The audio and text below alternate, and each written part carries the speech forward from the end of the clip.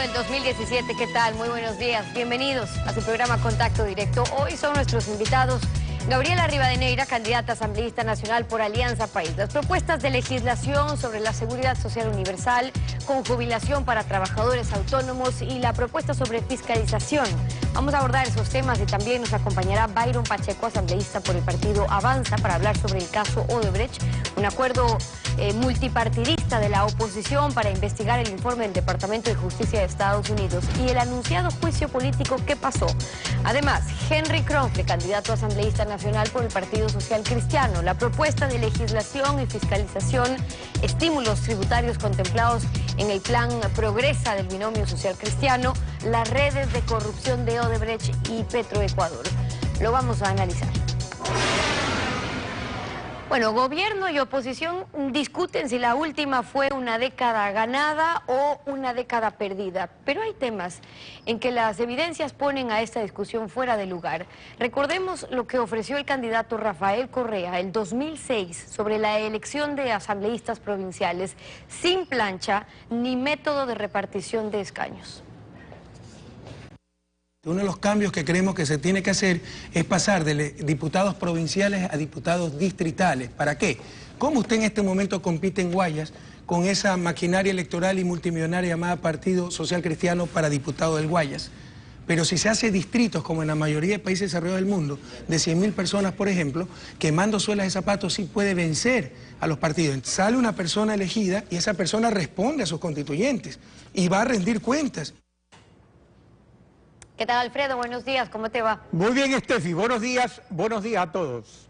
Esta oferta limpia de intereses creados de un joven candidato presidencial no contaminado sucumbió en la constituyente frente al poder perpetuo soñado por el modelo castrista chavista y por la partidocracia.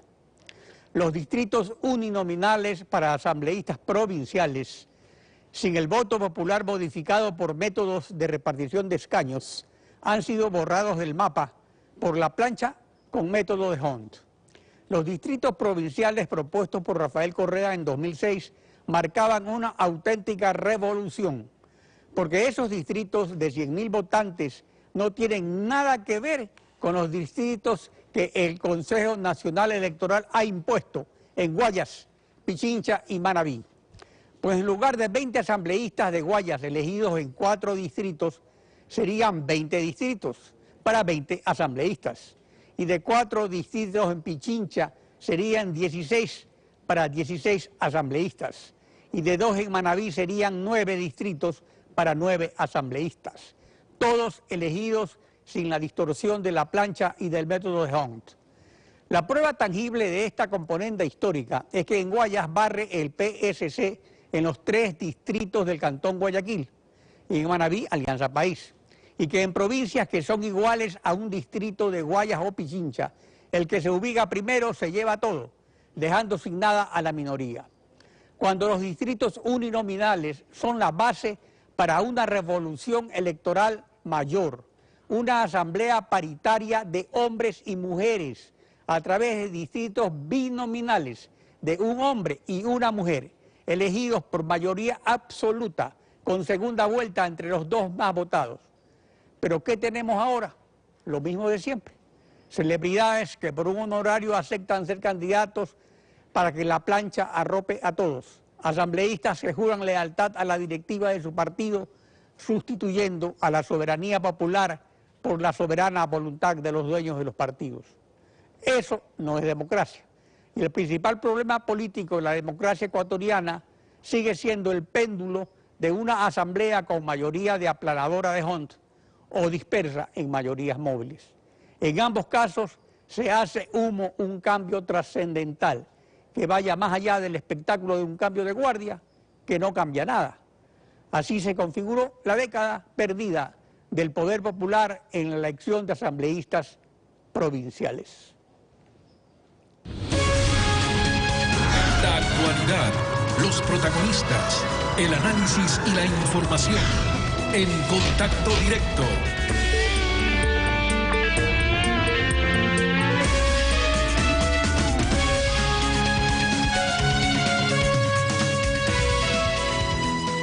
Iniciamos hoy un ciclo de entrevistas a los candidatos a asambleístas nacionales. Presentaremos uno por cada una de las listas inscritas. Son 7 preguntas y un mensaje al electorado con 1 minuto para la respuesta. En sus pantallas aparecerá un reloj con el avance del tiempo y concluido este se termina el audio. De acuerdo al artículo 120 de la Constitución, es mandato de los asambleístas legislar y fiscalizar a las funciones ejecutiva, electoral y de transparencia y control social y los otros órganos del poder público. Está con nosotros Gabriela Rivadeneira, candidata por Alianza País. Buenos días, bienvenida a Contacto Directo.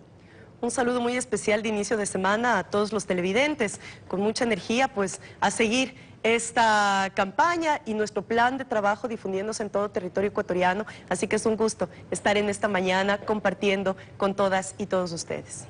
Empecemos con legislación. Su propuesta de reforma a la seguridad social propone incluir en el fondo de pensiones a los trabajadores autónomos y resulta que el problema fundamental es la sostenibilidad del financiamiento a futuro del fondo de pensiones desde que no cuenta con el aporte anual del 40% del Estado.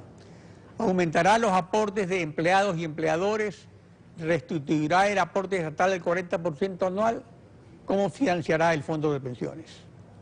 Bueno, en esto ya lo hemos hecho. Empezamos en el 2015 con la reforma que reconoce a las amas de casa como un factor importante de la economía nacional al generar anualmente más de 11.000 millones de dólares. Eso demanda o consta justamente en la Constitución de la República del Ecuador que insta al Ejecutivo y al Legislativo y a las funciones del Estado a buscar mecanismos para la universalidad de la seguridad social. Por lo tanto, en el siguiente periodo tenemos que ir hacia una reforma integral de la seguridad social que reconozca a todos los trabajadores y trabajadoras de la patria para el pago de pensiones jubilares. Y esto es lo interesante, es decir, al probar que ya 500.000 mujeres en el país están afiliadas para el pago de pensiones jubilares, esto garantiza y abre la puerta para que sean los comerciantes, los minoristas, los transportistas, sumando además que en la Ley de Cultura ya se reconocen a los artistas y gestores culturales también dentro de la seguridad social con tablas diferenciadas. La reforma para la seguridad social universal a favor de trabajadores autónomos no incluye prestaciones de salud, porque según usted indica el servicio colapsaría y para eso existe el servicio público gratuito de salud. Pero este de 16 millones de atenciones en 2006 pasó a 43 millones en 2015. ¿Está el servicio de salud pública debidamente financiado para que no colapse? ¿Habrá dinero para ello cuando desde 2017 aumentará el servicio de la deuda en el presupuesto? Para nosotros, sin duda alguna, nada tiene más responsabilidad que los derechos básicos de los ecuatorianos y ecuatorianas. Por eso es que la educación y la salud gratuita es un mandato constitucional y el Estado tiene que garantizarlo como tal. Por eso, ampliar el sistema y la red de servicio público nacional es un imperativo. Y por supuesto que falta todavía muchas cosas por hacer, pero los nuevos hospitales, pronto aquí mismo en Guayaquil se inaugurará un nuevo hospital completo de especialidades para las y los guayaquileños y toda la gente de las provincias vecinas que vienen hasta acá. Así que hay que seguir promoviendo especialización, medicamentos, por supuesto. Ahora ya no estamos debatiendo la necesidad del acceso al derecho, sino la calidad del derecho. Y ese es un tema fundamental de la década ganada, la libertad de los ecuatorianos y ecuatorianas de ir a un centro de salud y ser bien atendidos. Ese tiene que ser el ideal y hacia eso tenemos que seguir trabajando. Usted anuncia un proyecto de ley anticorrupción y según el artículo 208 de la Constitución, numerales 4, 5, 6, 7 y 8, el Consejo de Participación Ciudadana tiene a su cargo la lucha anticorrupción. ¿Cómo se cambiará la disfuncionalidad e inoperancia existente en el Consejo de Participación Ciudadana en su proyecto o no se lo contempla? Bueno, a mí me parece importante las responsabilidades que ya la Constitución demandó para cada función del Estado. Y esto también incorpora principalmente una veeduría, control social y fiscalización ciudadana permanente. A eso también tenemos que acoplar las normas para que cada vez más los ciudadanos y ciudadanas que denuncien sean protegidos y esa denuncia pues tenga la sanción respectiva en el sistema de justicia.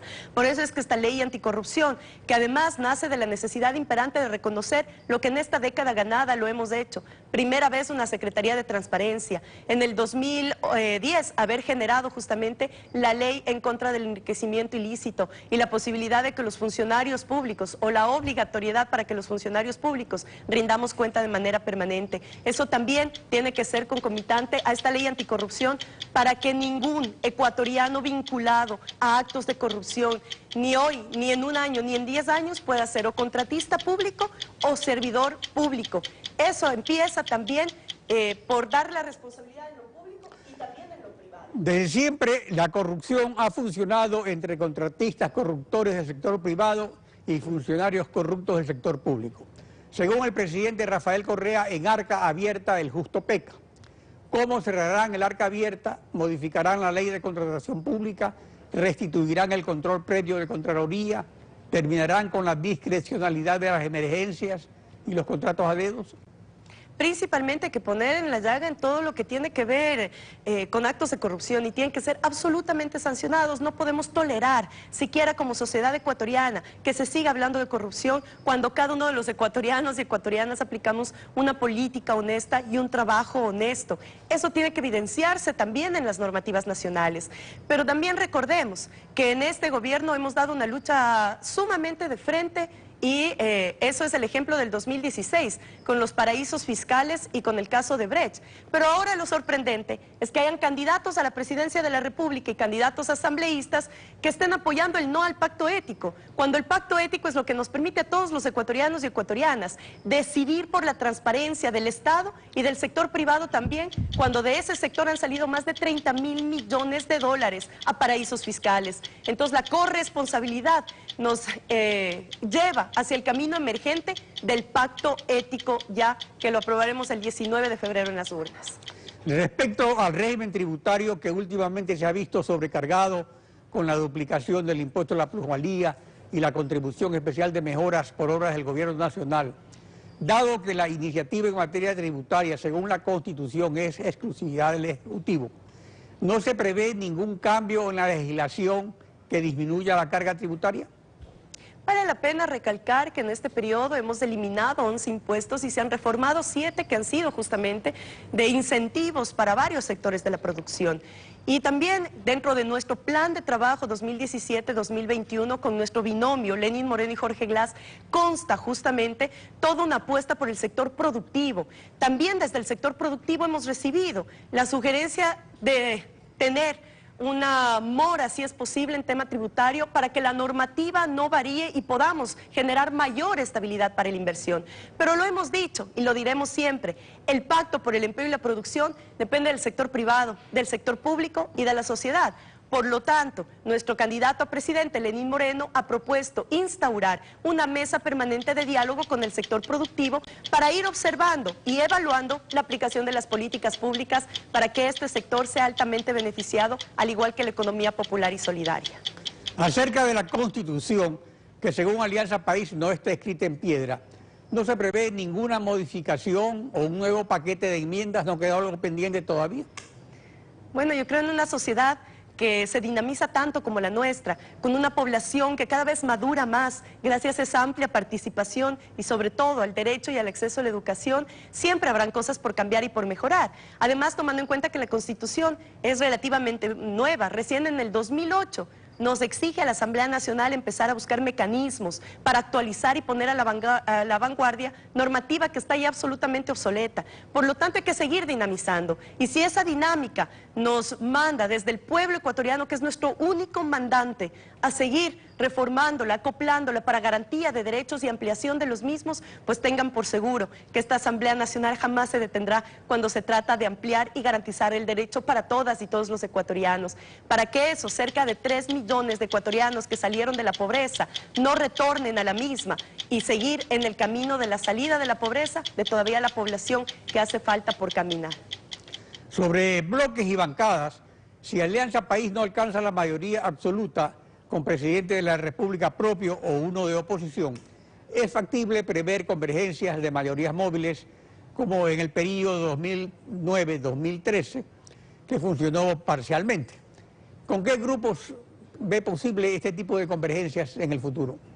Esta década ganada se ha fortalecido en democracia Y nada es más democrático que el pueblo ecuatoriano decida en las urnas. Y en estos 10 años hemos pasado más de 10 campañas electorales, donde ha sido el pueblo ecuatoriano que ha decidido su destino. Por lo tanto, nos ponemos en manos de ese pueblo ecuatoriano.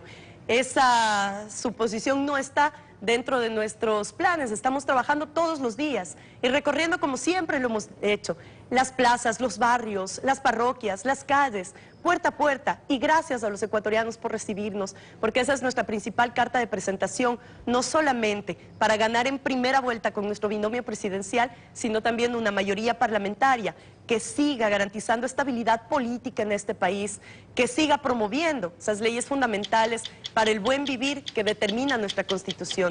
Por lo tanto, a eso le apuntamos, y esa va a ser también una ganancia y un triunfo del pueblo ecuatoriano en las urnas el 19 de febrero. Gabriela, tiene un minuto para un mensaje al electorado. Solamente llamarles y decirles que todo lo que estamos haciendo realmente lo estamos haciendo en bienestar de esas familias que todavía necesitan una alternativa para la salida de la pobreza. Una de nuestras alternativas también es el tema de la vivienda social. Y yo quiero decirles que en este ámbito de vivienda social, todavía 700,000 familias en el Ecuador no cuentan con vivienda propia, de las cuales el 68% corresponden a hogares cuya jefa de Estado, de los hogares, son las mujeres. Y son estas mujeres cabeza de hogar que también demandan un hogar digno para sus familias. Por lo tanto, aquellos programas que hemos llevado a través del bono de la vivienda, planes de vivienda social, la apertura del Banco del BIES, por supuesto han ayudado para que cerca de la mitad del déficit de vivienda sea cubierto. Pero falta mucho por hacer y lo estamos haciendo principalmente por esas mujeres, cabezas de hogar, y por los jóvenes, que alrededor o un promedio anual son 87,000 nuevos hogares en el país. Así que tenemos todavía muchas cosas por las que seguir luchando. Gabriela Rivadeneira, candidata a Alianza de Asambleísta Nacional por Alianza País. Gracias por acompañarnos en Contacto Directo. Gracias. Estefi. Son las 7 de la mañana con 17 minutos, tiempo de ir a una pausa con ustedes, y cuando regresemos estará Byron Pacheco, asambleísta por el partido Avanza, para hablar sobre el caso Odebrecht y el acuerdo multipartidista de la oposición para investigar el informe del Departamento de Justicia de Estados Unidos y además sobre el anunciado juicio político. Ya regresamos, quédese usted en nuestra sintonía.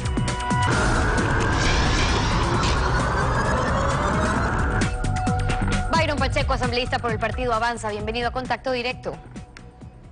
Muy buenos días, Estefi. Gracias por la invitación. Un saludo cordial al país. Buenos días. Usted ha conformado un grupo de parlamentarios, asambleístas de oposición para investigar el caso de los sobornos de Odebrecht en Ecuador, investigar los actos de corrupción, y está bien, porque es el mandato que recibieron del pueblo como legisladores, fiscalizadores, que van a ir directamente a Estados Unidos con las autoridades de justicia. Pero ¿cuándo, asambleísta? Porque esto se conoció el 21 de diciembre y hasta la fecha ningún legislador ha viajado a Washington. El 22 de diciembre le pedí una cita al embajador de los Estados Unidos de América en el Ecuador.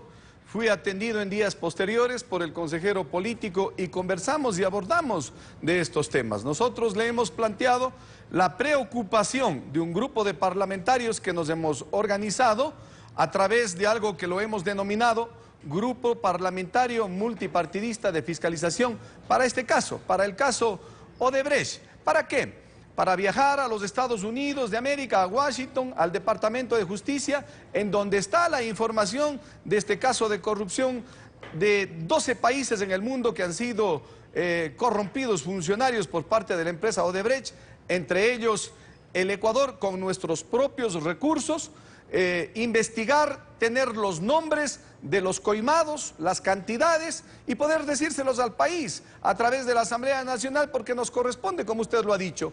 El 120 de la Constitución, numeral 9, nos da el deber de fiscalizar los actos de los funcionarios públicos. Claro, pero el objetivo es ir a Washington y pedirle a las autoridades de justicia que les den los nombres, los apellidos de quienes estén involucrados en estos actos de corrupción y del funcionario público que, según el informe del Departamento de Justicia, era el que controlaba los contratos y que recibió el dinero en cash. ¿Cómo quieren que se llegue a dar esa información? ¿Qué peso tiene un bloque de legisladores para el Departamento de Justicia de Estados Unidos? Lo he pedido por escrito a la Embajada Americana. El legislador Byron Pacheco pide que la Embajada Americana solicite a su gobierno, me entregue los nombres los apellidos, las cantidades y las cifras de estos funcionarios pillos, de estos funcionarios corruptos. El bloque se ha conformado de la siguiente manera, o no bloque, el grupo parlamentario. Cuando le pedí al Partido Sociedad Patriótica, Gilmar Gutiérrez, sin pensar dos veces, me dijo que bueno. De igual manera, el Partido Social Cristiano, Magali Orellana, en representación de Pachacutic, de igual manera.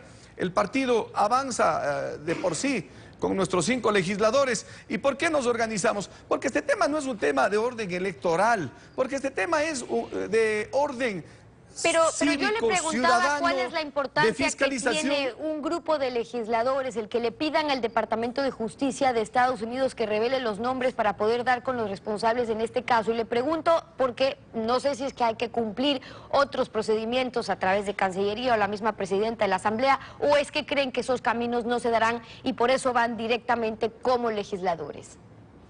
Respondo y explico, Estefi. Nosotros no vamos a pasar tiempo, porque no somos ingenuos, en ir a la Comisión de Fiscalización, denominada desde hace muchos años y con sobra de razones, Comisión de Archivo.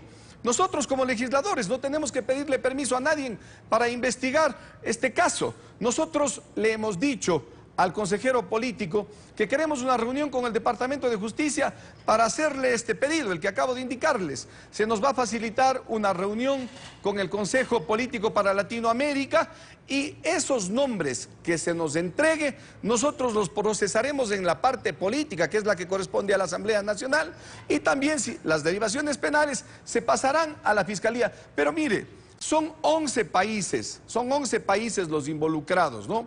Está Brasil, Venezuela, República Dominicana, Panamá, Angola, Argentina, Ecuador, Perú, Guatemala, Colombia, México y Mozambique. Lo que nos han indicado en la Embajada Americana es de que, habiendo toda la apertura de la Embajada Americana, que por supuesto agradezco a nombre del país, de que nuestro país está en el orden número 7 de importancia en este caso, ¿no? ¿Qué es lo que vamos a hacer aparte de lo que le he indicado? Reuniones con congresistas demócratas. Bueno, y justamente tienen previsto una reunión con la congresista estadounidense Ileana Ross, que sí, por cierto tiene casi 30 años como representante del Distrito de Florida en la Cámara de Representantes en Estados Unidos. Ella es parte de la Comisión de Relaciones Exteriores. Ella fue la legisladora que envió una carta al Departamento de Justicia refiriéndose al caso de Ecuador y pidiendo que revelen el nombre de los funcionarios públicos ecuatorianos que están vinculados a este caso, en el caso Odebrecht. ¿Qué acciones quieren coordinar con ella?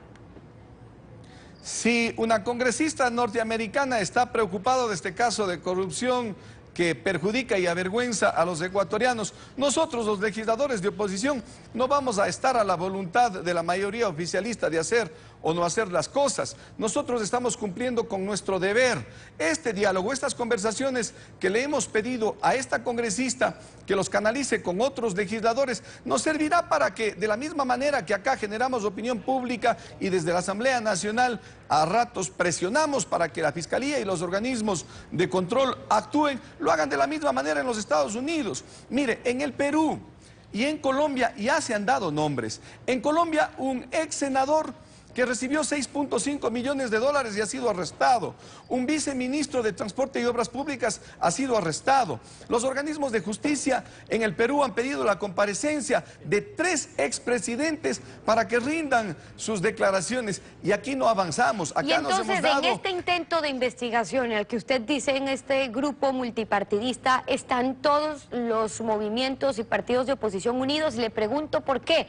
En el juicio político que quiere llevar a cabo Diego Salgado, por ejemplo, asambleísta de Creo, no parecía haber consenso entre la oposición. Unos diciendo que era prestarse para el show, que no iban a sacar nada ahorita, o como el Partido Social Cristiano que ha dicho, bueno, yo votaría, pero cuando ya tengan todo bien presentado, todas las pruebas, pero ellos mismos no están consiguiendo pruebas ni investigando nada al respecto. Entonces, ¿usted cree que realmente hay interés en toda la oposición de investigar lo que usted dice? Invitamos a todos los bloques de oposición. Entiendo, nos responderá en estos días y aspiro se sume a este grupo parlamentario, pero le respondo por los que ya estamos. Nuestra voluntad de ventilar este juicio y esclarecer este caso de corrupción que afecta a la sociedad ecuatoriana de una manera particular, a la administración pública, es un deber, es una obligación para con los ecuatorianos. El juicio político que en su momento lo señaló Diego Salgado de la bancada de Creo necesita 46, 47 votos. Yo logré reunir 37 votos para enjuiciar al ministro de Educación. Las condiciones en cuanto a los requisitos no se dan, el documento no se nos presentó, no se nos entregó, y no nos olvidemos de que en campaña electoral, estando como está, a quien Diego Salgado pretendía enjuiciar, está de candidato y tiene un blindaje en este sentido. Pero una obligación seria no tiene que ser una cacería de brujas, una investigación seria tiene que ser responsable, y es lo que vamos a hacer. Una vez que tengamos los nombres, necesitaremos también las pruebas para que esto no se convierta en una cacería de brujas, porque sabemos muy bien de que Odebrecht entregó 33.5 millones de dólares en coimas, en obras que se ejecutaron en el Estado, pero cuando nos referimos al Estado hablamos de obras que hizo el gobierno nacional, pero también obras que realizó el municipio de Quito, como la Ruta Viva y el metro, ¿no? Son algunas de las observaciones de Byron Pacheco, asambleísta por el partido Avanza, hoy en Contacto Directo. Gracias por haber estado con nosotros. Muchísimas gracias a ustedes. Buenos días. 7 de la mañana con 30 minutos. Buenos días. Al regresar estará Henry Kronfle, candidato asambleísta nacional por el PSC. La propuesta de legislación y fiscalización, estímulos tributarios contemplados en el plan Progresa del Binomio Social Cristiano. Lo analizamos al regresar. Quédese con nosotros. Continuamos con las entrevistas a los candidatos a asambleístas nacionales. Son 7 preguntas y un mensaje al electorado con el tiempo de 1 minuto. En sus pantallas aparecerá un reloj con el avance del tiempo y concluido este se termina el audio. Henry Kronfle, candidato asambleísta nacional por el Partido Social Cristiano. Buenos días, bienvenido a Contacto Directo. Muy buenos días y muchísimas gracias por la invitación. Un saludo a todos los que nos están viendo. Según el artículo 135 de la Constitución, el presidente de la República tiene la potestad exclusiva de enviar a la Asamblea proyectos de ley que creen, modifiquen o supriman impuestos. Y de acuerdo al plan de recuperación económica familiar Progresa del Binomio Social Cristiano, se ofrecen proyectos que promuevan las inversiones público-privadas en base a incentivos tributarios. ¿Cuáles son esos incentivos adicionales a los que ya existen para las asociaciones público-privadas? Bueno, muchísimas gracias. Primero hay que modificar la ley de alianza público-privada para que se incluya absolutamente todos los sectores de la economía y se puede invertir también en sectores estratégicos. Por eso para nosotros lo más importante es el cambio de modelo, que no sea un saco sin fin de dinero que tenga que recibir el Estado para hacer la obra. Se pueden reducir impuestos y dar más obras, como concesionando al sector privado a través de la alianza público-privada. Ahí hay que modificar. Pero tenemos ley de biocombustibles, tenemos una ley de turismo que hay que hacer en el país, tenemos una ley de emprendimiento que hay que llevar a cabo en el país, tenemos que tener una ley de trabajo juvenil también para darle dinamismo a los jóvenes en el Ecuador, tenemos que hacer que las zonas francas o las sedes de desarrollo especiales de frontera funcionen, generen empleo, generen dinamismo, y también las zonas deprimidas, por ejemplo, Manabí, también hay que rescatarlas. Entonces hay una serie de proyectos de ley que hemos identificado que se pueden llevar a cabo en el marco de la ley de alianza público-privada, que hoy funciona muy bien para gobiernos autónomos descentralizados y así dinamizar la economía. Según el plan Progresa, se ofrecen también proyectos encaminados a reducir de manera efectiva la carga tributaria a los sectores productivos, para de esta manera incrementar el consumo y el empleo. ¿Qué impuestos ofrecen suprimir para aquellos emprendimientos que no sean asociaciones con el Estado? Bueno, usted sabe que el cambio positivo para nosotros es justamente el plan de gobierno y significa devolverle el dinero al bolsillo del ciudadano, subiendo los salarios y bajando los impuestos. Entonces, cuando el ciudadano tiene dinero en su bolsillo, que él sí lo sabe administrar de manera eficiente, puede salir a comprar y pagar, las empresas pueden vender e invertir y se genera el empleo y se generan los tributos como consecuencia de la actividad económica y no como antecedente a la actividad económica, que ese es el problema. Entonces, todos esos impuestos que son antecedentes a la actividad económica, que ahorcan al individuo y ahorcan a la empresa, hay que sacarlos. Hemos dicho claramente el anticipo al impuesto a la renta, hemos dicho con claridad el impuesto a la salida de divisas, hemos dicho con claridad las salvaguardias que le han afectado tanto el costo de los productos al ecuatoriano. Aquí los televisores cuestan el doble que en los países vecinos.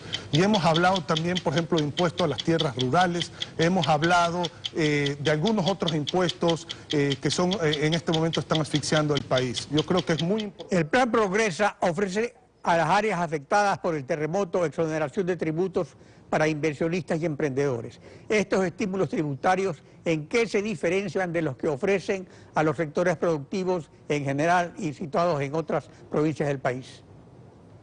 Bueno, esos estímulos son justamente para dinamizar el trabajo, el empleo y la calidad de vida en los sectores fronterizos. Cuando usted camina el país, Alfredo, se da cuenta que existe pues en el comercio una gran afectación en todos los sectores, pero sobre todo la afectación se da en las zonas fronterizas por la distorsión del valor de los productos, de los precios. La gente se va y cambia llantas en el otro lado del país, la gente se va y compra televisores al otro lado del país, al otro lado de la frontera. Entonces, inclusive sabemos que hay contrabando de licores en el país. Entonces, todo ese tipo de cosas se tienen que mitigar a través de una sede especial de desarrollo que permita en frontera dinamizar los empleos con condiciones especiales, por ejemplo, condiciones especiales de impuesto a la renta, condiciones especiales de IVA, justamente para la nacionalización de esos productos y condiciones especiales de empleo. Yo creo que eso va a ser muy importante para dinamizar la frontera y evitar el contrabando en el Ecuador. Respecto a la fiscalización, las funciones a las funciones ejecutivas y de transparencia y control social, donde frente a la red de corrupción de Petroecuador se ha evidenciado inoperancia del Consejo de Participación Ciudadana, encargado por la Constitución de la lucha anticorrupción, y lentitud de la Asamblea y de los órganos de control, hasta tal punto que la propia función ejecutiva presenta las denuncias ante Fiscalía y Contraloría. ¿Qué medidas legislativas y de fiscalización deben tomarse? Se deben de tomar se deben de hacer 3 comisiones. La comisión de fiscalización tiene que ser permanente y no de archivo. Y ahí no se busca ni venganza, ni persecución, pero tampoco puede haber impunidad. Y por lo tanto, los informes de esa comisión tienen que irse a la justicia, que tiene que ser libre e independiente, y ellos determinar, porque somos fieles creyentes en el debido proceso. Eso por un lado. Pero eso tiene que estar acompañado de una comisión anticorrupción, en donde exista en esa comisión, por ejemplo, menos trámites presenciales y más trámites en línea, que existan subastas abiertas y públicas, que no existan conflictos de interés en la contratación, que existan licitaciones también que sean abiertas y públicas, y eso, todas las cosas que se paguen en los bancos y no en las instituciones públicas. Y al mismo tiempo, una comisión de eficiencia legislativa para evitar la contraposición normativa de reglamentos, normas, etcétera, que lo que hace justamente es discrecionalidad, discriminación y corrupción. Y así se genera también competitividad. Las 3 trabajan de la mano. En el caso Odebrecht, donde según el párrafo 57 del acta transaccional de Odebrecht con el Departamento de Justicia de Estados Unidos, se afirma que Odebrecht entre 2007 y 2008 tuvo problemas por un contrato de construcción y que para solucionar esos problemas más tarde dio un soborno en efectivo, después de que el presidente Rafael Correa expulsó a Odebrecht del país por irregularidades cometidas con gobiernos de la partidocracia. ¿Cuál será la posición de la bancada de asambleístas del PSC? Mire, dentro de la comisión que acabo de mencionar, anticorrupción, hemos pensado trabajar de la mano con la sociedad civil, con el sector privado. Puede ser esto un observatorio o algún otro instituto que lo conforme, la representatividad de la sociedad civil en su conjunto, y además con algún organismo internacional. Vimos el caso, por ejemplo, de Guatemala, cuando vino las cámaras de la producción, la trajo, me parece, la Cámara de Industria, a la fiscal general de Guatemala. Ellos tienen el aval de Naciones Unidas. Trabajar de la mano con el sector privado, desde la Asamblea, de una comisión anticorrupción, y avalar eso con un organismo internacional como Naciones Unidas, va a hacer algo muy bueno en el país para evitar, hay que evitar todos esos trámites y todas esas cosas que promueven la corrupción. La corrupción está en el que da y en el que recibe. No solo se puede acusar de corrupción al gobierno, también hay corrupción en el sector privado. ¿Y qué más? Pues lo que acabamos de ver con Odebrecht. Ahí está la clara prueba. Por eso hay que trabajar de esa forma, tripartita. La candidata presidencial del PSC, Cynthia Viteri, ofrece una consulta popular para que se autorice a la Asamblea Nacional a aprobar reformas constitucionales. Pero ese mecanismo no está previsto en la Constitución, sino la convocación a una constituyente por asamblea por consulta popular. Esto bloquearía posiblemente la aprobación de reformas constitucionales. ¿Usted considera que son estas necesarias o no las considera necesarias? Bueno, yo creo que es sumamente necesario hacer un cambio estructural dentro de la Constitución, sobre todo en el tema del Consejo de Participación Ciudadana y Control Social, porque ese quinto poder, que era el poder de representación del pueblo, usted pregúntale al pueblo si está representado ese poder, o eso se ha vuelto un apéndice de alguna otra función del Estado, y ahí es donde radica la preocupación. Otra cosa, por ejemplo, que la comunicación sea un servicio público, eso se tiene que derogar. La ley de comunicación es otra de las cosas que nosotros pensamos que se tiene que derogar y vamos a derogar si tenemos pues la oportunidad de estar en la Asamblea y pues nuestro binomio Cintia Viteri y Mauricio Pozo en el gobierno. También la ley de la inserción de la droga en los hogares, esa es otra ley que se tiene que derogar porque cuando usted habla con las amas de casa, habla con la gente, los hijos están expuestos a las drogas. Y otra cosa que se tiene que derogar es la ley de plusvalía para darle dinamismo económico al país. Por encuestas y simulaciones de repartición de escaños, se prevé que en la Asamblea ninguna agrupación política alcanzará la mayoría absoluta de la mitad más uno, con presidente de la República de Alianza País o con uno de la oposición.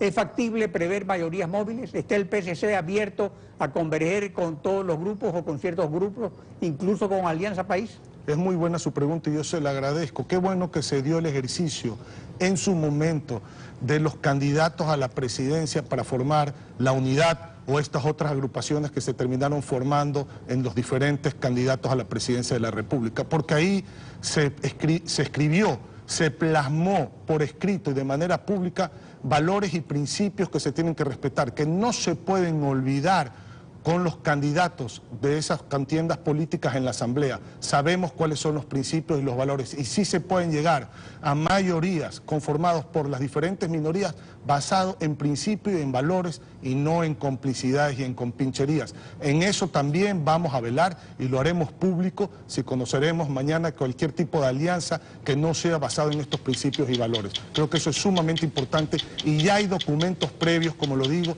de estas alianzas que se dieron en las candidaturas de los presidentes en ese momento. Henry, tiene un minuto para un mensaje al electorado. Bueno, les agradezco muchísimo. Primero vamos por el cambio positivo, creo que es importante devolver el dinero al bolsillo de los ciudadanos, subiendo los salarios y bajando los impuestos. Vamos a defender que no se le meta la mano de manera arbitraria ni a los fondos de la seguridad social, ni de los maestros, ni los policías, ni al pueblo con más impuestos. Por otro lado, cuando recorro el país me doy cuenta que los problemas de los ecuatorianos son los mismos. Se acuestan y amanecen con los mismos problemas todos los días. Falta de empleo, no alcanza el dinero, el alto costo de la vida, la alta inseguridad, lo matan por un celular en el país. Sacar una cita en la seguridad social muchas veces toma meses, van a un hospital público y no encuentran medicinas o no encuentran buena atención. Vamos a hacer un cambio de modelo, bajar los impuestos, resolver estos problemas de los ciudadanos del país, que son los de todos los días, con un cambio de modelo que permita, a través de la ley de alianza público-privada, sacarle peso al Estado y que sea el sector privado el que invierte en el Ecuador para resolver todos estos problemas. Henry Ronfre, candidato a asambleísta nacional del Partido Social Cristiano. Gracias por su participación en Contacto Directo. Gracias por la invitación. Concluimos así esta emisión. A ustedes, gracias a su confianza y sintonía.